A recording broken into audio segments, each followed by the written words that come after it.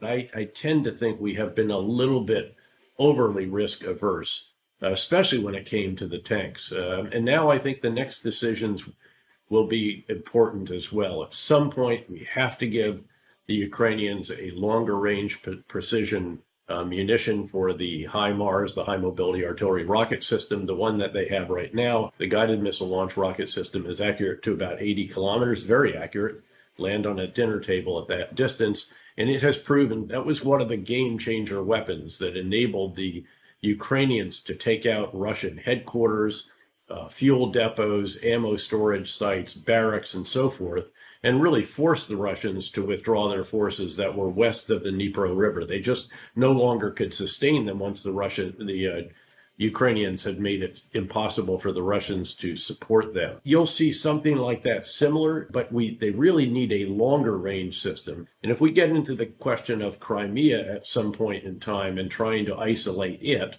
that's where you'd need a longer range as well. There are two options. The one that's most well known is the Army Tactical Missile System, accurate to about 300 kilometers.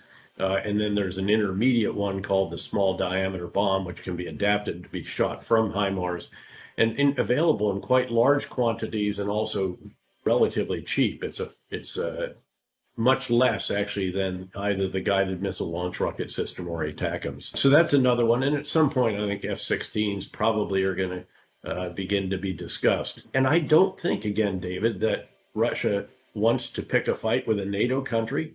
I think that they have recognized that use of tactical nuclear weapons would backfire on them. So I'm not sure what their options are. They make these threats, but in every case, they have proven to be empty. And I think that will continue to be the case.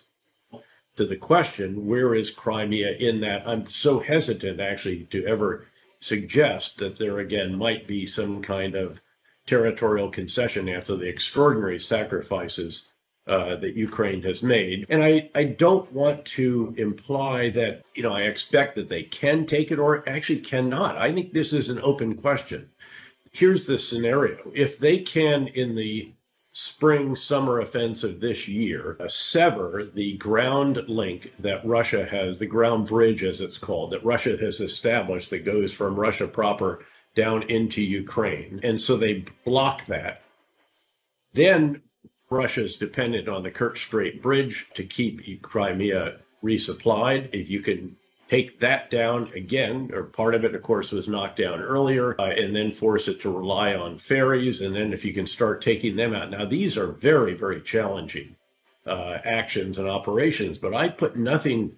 The Ukrainians have shown incredible innovativeness, initiative, skill. They're called the ultimate MacGyvers. They can make anything work. They can adapt a HARM missile from an F-16 and put it on a MiG-29 and so forth. If you can isolate Crimea fully, and if you then have the precision munitions with greater range and can start picking off the Black Sea Fleet headquarters, the various air bases, the various seaports, and all the rest of this, again, it is not inconceivable that you could sufficiently isolate it and then at some point in time, either go in on the ground or have some kind of concession in the other direction. So this is, I think, how you'd think about this, David. But again, so much of this is so dependent on that very first issue that we discussed, and that is the ability to generate additional forces and capabilities in the next few months.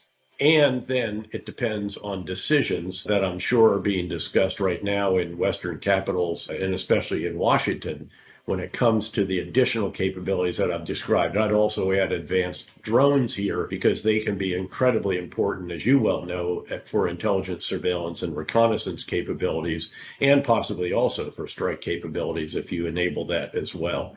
So that's just sort of thinking our way through both the end game and how Crimea might or might not fit into it. Battle lines have been essentially static. The Russians have been doing more offensive operations than have the Ukrainians for the last several months, but not really achieving all that much. And what they have been achieving has been very, very costly. So I think the big question right now is whether or not the Ukrainians can do once again what they did earlier in the war, which is to do better than Russia in force generation. In other words, in recruiting, training, equipping, organizing, and employing additional forces. And of course, this is where the latest very important announcement comes in, the Western contribution of German Leopard 2 tanks, US M1 Abrams tanks, and also UK Challenger tanks, because that will be the last piece that they need to assemble combined arms capabilities. In other words, mechanized forces that include tanks, the centerpiece, infantry, engineers, artillery, close air support, air defense, explosive ordnance disposal, drones, all of this. And if they can put that together and once again outgenerate Russia in this force generation battle, then in a few months we'll see the Ukrainians able to resume counteroffensive operations and to try to liberate more of their territory of that which is occupied by Russia. And in an ideal world, perhaps to sever the ground connection that Russia has achieved from Russia proper to Crimea. But again, this depends on how each side does in force generation. We know that the Russians are going to mobilize further. They had a much vaunted mobilization of some supposedly 300,000 additional soldiers last year. Nobody knows how many actually showed up at the recruiting station. We do know that more left the country than did show up. But that's hundreds of thousands of additional forces. The problem for the Russians has been that they have not really conducted any meaningful training for these soldiers. Many of them are reservists.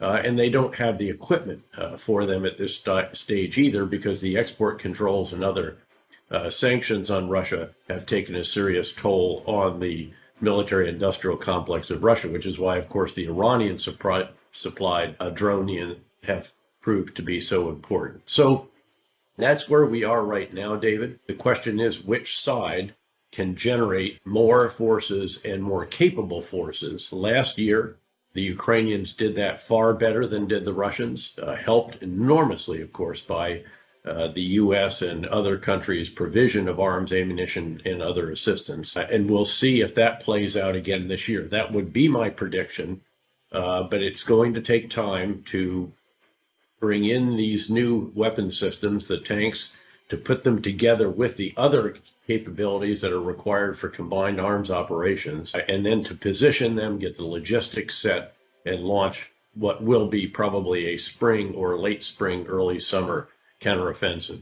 Frankly, what they need to do is perform tasks that they should have been doing, 5 and 10 years ago. They need to conduct really rigorous training. What's a mystery to me, David, is that they had months during which they were assembled on the borders of Ukraine in Belarus and Russia. And as far as I can tell, they did nothing in the way of training. If you'd given us, our commanders, months, we'd train that force to a razor's edge. And they did not. And we saw the results of that.